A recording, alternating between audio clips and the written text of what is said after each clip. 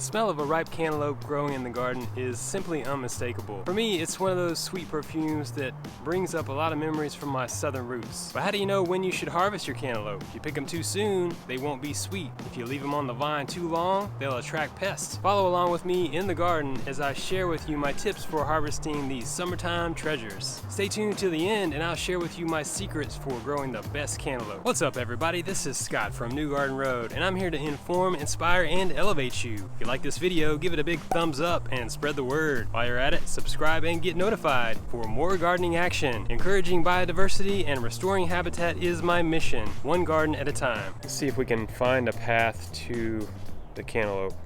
It's getting a little tricky. That looks like a great color right there. Oh, see that? That's what you call full slip. You barely pull on it and it pops off.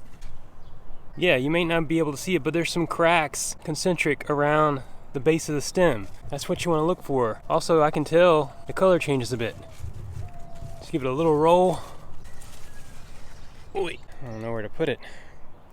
I'm stuck in the cantaloupe patch. And when I'm talking about the cracking around the base of the stem, I'm not talking about these types of cracks. I'm talking about the actual base of the stem here. As it connects, you'll see a ringed crack, and that will be a good indicator that it's ripe and ready. Another indicator is its color. I mean, you can see it's changed from a greenish color to more of an orange or yellow. Probably a couple more in here. This one I was feeling like for sure was ready. Barely push on the stem and it comes off. There you go. Oh my goodness, whoa. It smells amazing. This one, you can see is split. That's no good, but likely salvageable. I'm assuming it's ripe. Let's see. Yep, came right off.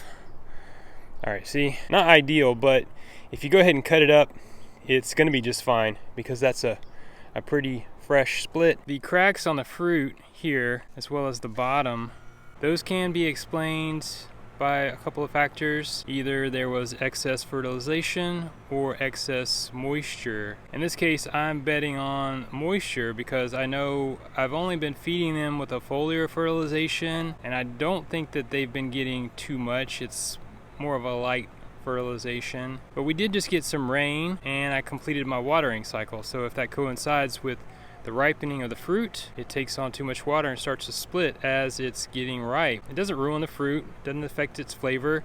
If anything, it really is a solid indicator that it's ready to pick. All right, I knew this was gonna happen. We were gonna get cantaloupe all at once. Whoop, slipped right off. Ooh, that was beautiful.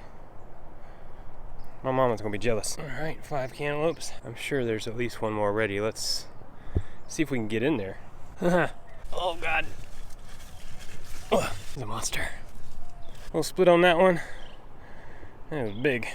Tuscan heirloom cantaloupe. I love these. I just picked 6. Who wants one? Woohoo!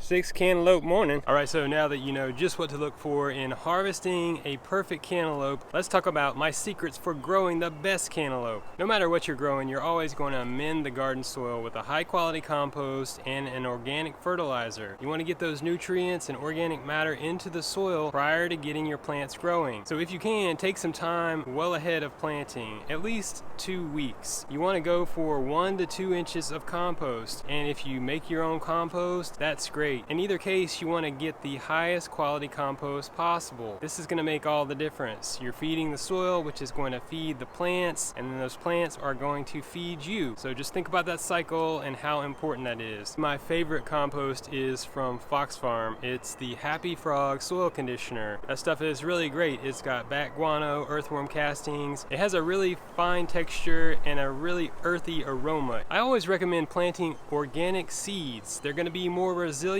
and they're going to produce stronger plants. If the farmer or the gardener that you got your seeds from utilizes only organic or regenerative practices, then you're good to go. These organic seeds have been bred to be more resilient against diseases and pests. They're going to be a better selection from the get-go, particularly if you garden organically. Plant at the right time. This is really important. Here in Central Texas, we can start planting some cantaloupe in the middle of March, and that can go through into the month of May. When you do successive plantings, you're going to get successive harvest. That means you're going to keep keep getting cantaloupe. Not all at once, but in a steady stream. You're also going to be hedging your bets, so if there are any issues, whether they're weather, pest, or disease related, you're going to have another chance to get some crops. This came from the second planting. I did one in March or early April, and then I did another one about 6 weeks later. The first round was about twice this size. It smells so good, and they are just as good. They're just smaller. The first round was so productive, I gave away several. In this next planting, they have been coming in steadily enough that I've been able to put them to good use. Provide consistent moisture with drip irrigation or a soaker hose. You want to go for longer and deeper waterings. You want to avoid getting the foliage of these cantaloupe plants wet. That can produce fungal diseases, it can make them get sunburned. Mulching is essential as it helps to protect soil life, suppress weeds, and help retain moisture in the soil. Whatever mulch you choose, give it a good 2 to 3 inches and make sure you pull that mulch back so that it's not right up against the base of the plant. That can cause some rotting and some other issues. Take two, the return of outtakes. That's what we're gonna do. That's not good. How does this play out? Get on in there. Now check out some of these other awesome gardening videos on my channel. You can grow your own food. Keep it organic.